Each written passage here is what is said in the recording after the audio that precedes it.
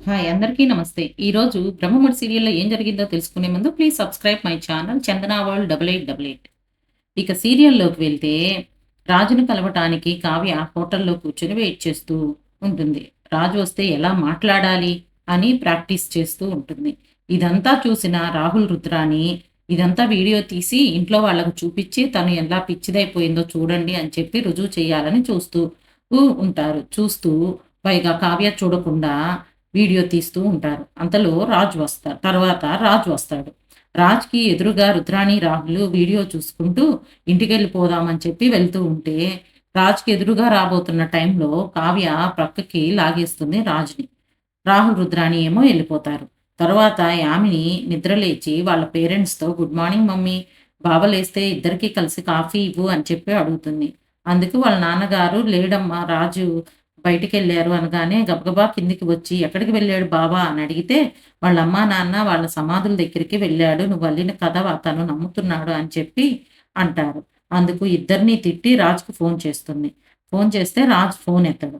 తర్వాత యామిని నేనే వెళ్తాను. అక్కడ రాజు ఉన్నాడో లేదో తెలుస్తుంది కదా! నిజం చెప్పాడా? నాకు అబద్ధం చెప్పాడా? అనేది కూడా నాకు క్లియర్ అవుతుంది అని చెప్పి సమాధుల దగ్గరికి యామిని బయలుదేరి వెళ్తుంది.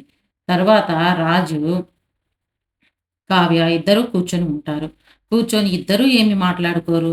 అక్కడేమో రాజు, కావ్య ఏం మాట్లాడుకోరు.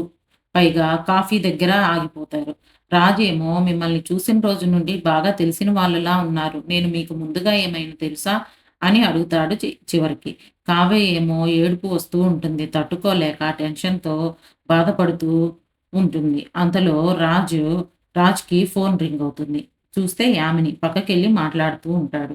యామిని "ఎక్కడున్నావు బావ? నేను వస్తాను. ఇద్దరం కలిసి వద్దాము" అనగానే, "నేను ఇక్కడ సమాధి దగ్గరికొచ్చాను" అనగానే, "నేను అక్కడే ఉన్నాను బావ" అంటుంది.